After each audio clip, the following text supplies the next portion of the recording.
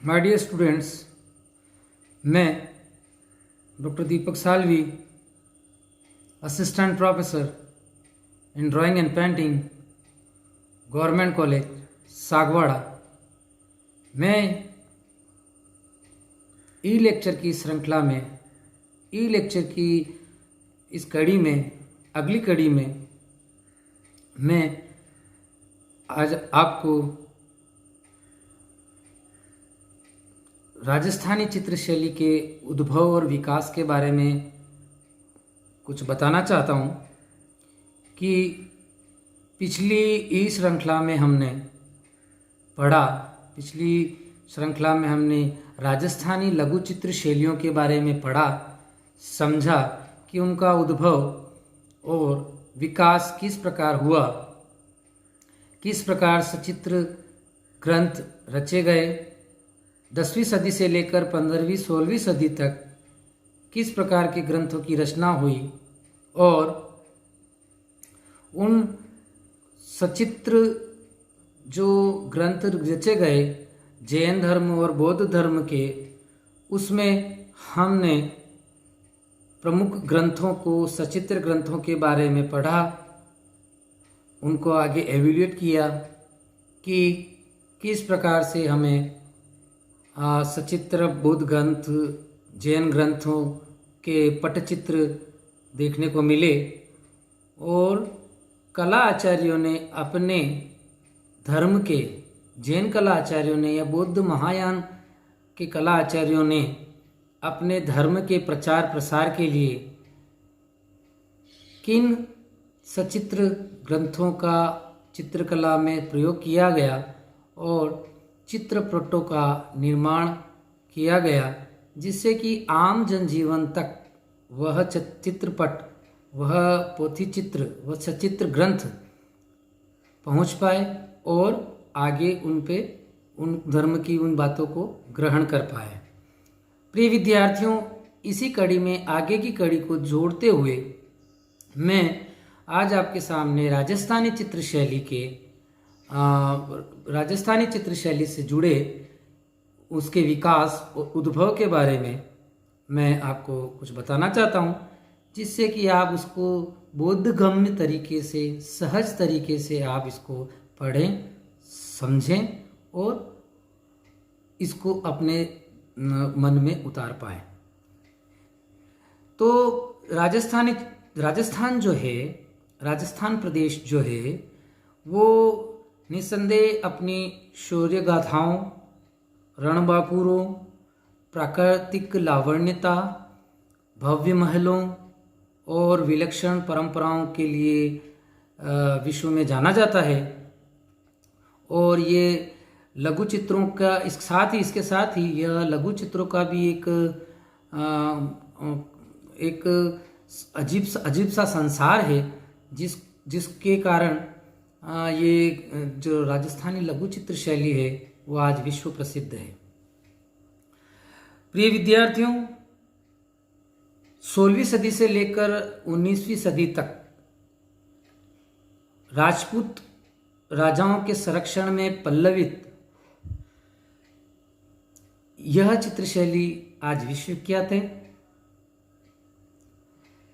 राजस्थान में चित्रकला के प्रति अभिरुचि और उसका मौलिक स्वरूप परंपरागत रूप से प्रचलित था और मध्यकालीन पोथी चित्रण, जो पिछले ई व्याख्यानों में हमने बात की, मध्यकालीन पोथी चित्रण परंपरा तथा मुगल प्रभाव से राजस्थानी की विभिन्न रियासतों के कलाप्रिय राजाओं के संरक्षण में राजस्थानी शैली का विकास हुआ, प्रशय मिला, संरक्षण प्राप्त हुआ और धर्म के समान राजस्थान के सामाजिक संप्रदायों में भी 8वीं से 10वीं सदी में ये जो हमने जो बात की है वो पूर्ण रूप से उभर कर आई है कि राजस्थानी चित्रशैली में कैसे काम हुआ।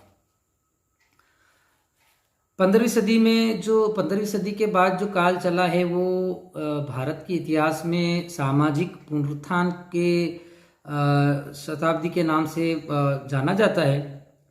इस शताब्दी में भारतीय कला और साहित्य में नई नई चीज़ों का, नए नए तत्वों का समावेश हुआ, संचार हुआ। और इस काल में ही ईरानी संपर्क में और मुगलों के संपर्क में राजस्थानी चित्रशैली आई, जिसने भारतीय कला को एक नवीन दिशा प्रदान की, नया परिप्रेक्ष्य दिया। और भारतीय कला के साथ साथ इसमें राजस्थानी चित्रशैली में भी परिवर्तन आए।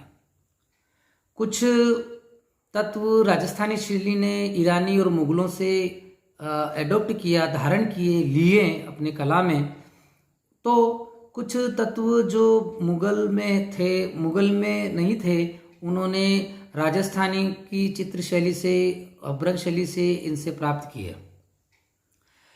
राजस्थानी चित्रशैली के जो प्रथम उदाहरण इस शैली के जो मिलते हैं वो 1451 में चित्रित बसंत विलास है।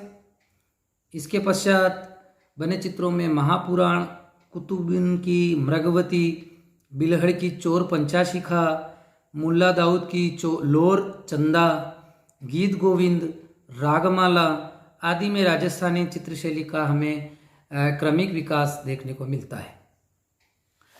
तो प्रारंभ में इन चित्रों पर, राजस्थानी शैली के इन चित्रों पर गुजरात शैली का और अभ्रंग शैली का प्रभाव रहा, किंतु बाद में राजस्थानी चित्रशैली के में नए नए गुणों का समावेश होने लगा।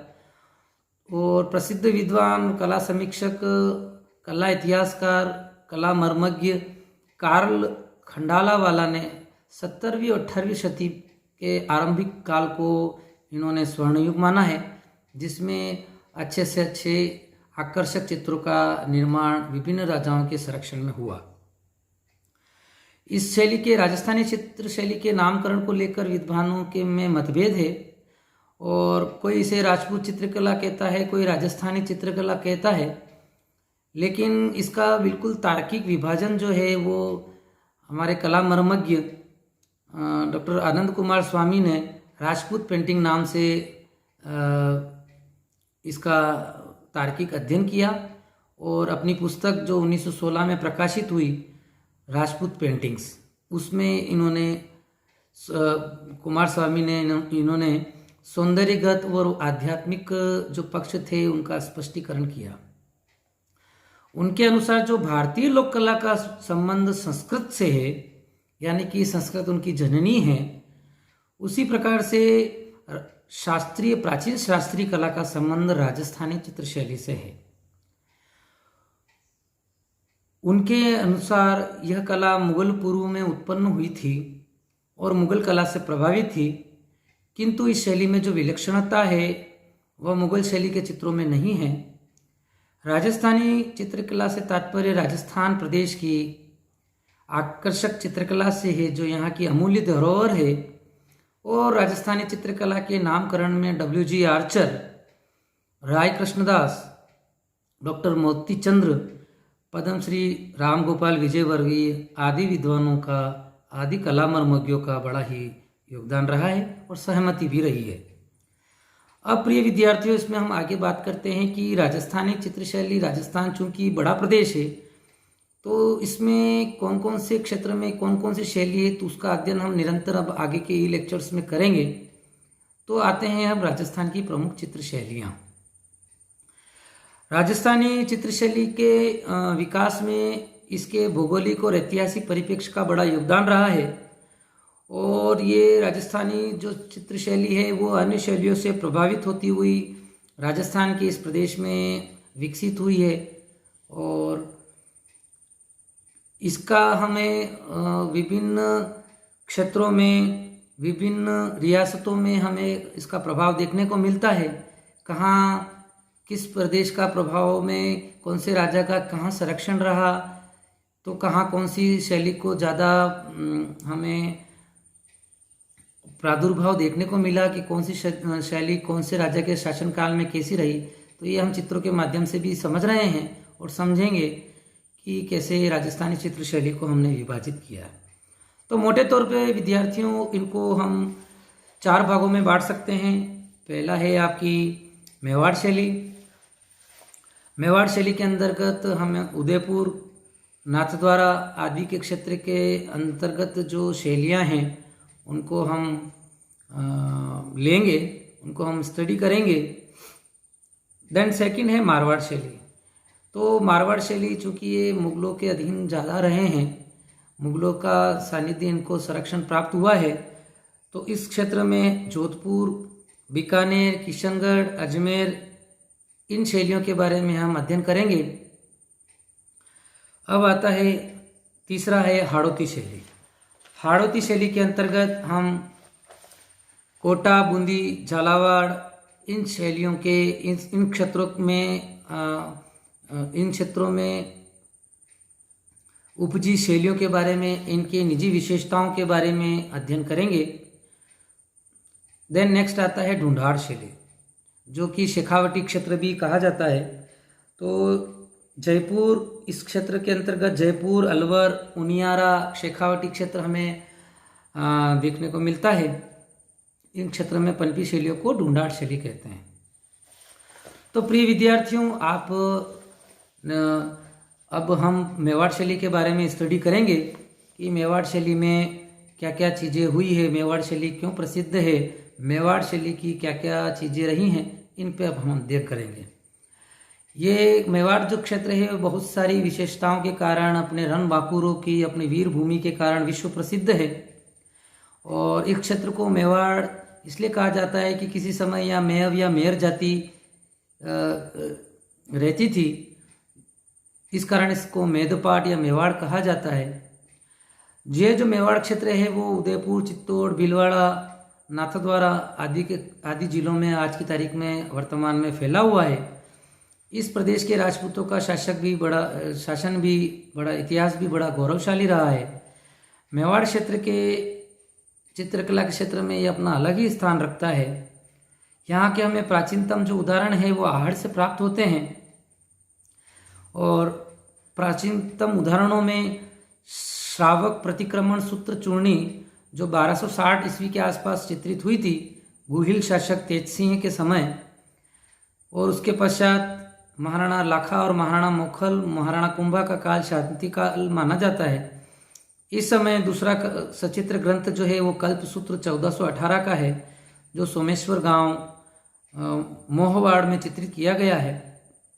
और आरंभिक चित्रों में अभ्रंश शैली से मिलता जुलता चित्र है सुपाशनाथ चर्यम मिलता है। इसका रचनाकाल हमने 1423 किताब पढ़ा है।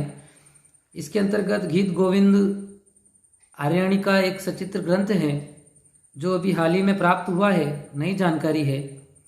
यह मेवाड़ के गोगुना नामक स्थान से प्राप्त हुआ है। ग्रंथ में प्रयुक्त भाषा के आधार पर हमें इसे 1455 ईस्वी का मान सकते हैं। चित्रण शैली भी इसी समय से हमें मिलती जुलती प्राप्त होती है। इसके पश्चात मेवाड़ शैली का विकसित रूप हमें 1540 ईस्वी का विल्हण कृत चोर पंचाशी का ग्रंथ में देखने को मिलता है। चंपावती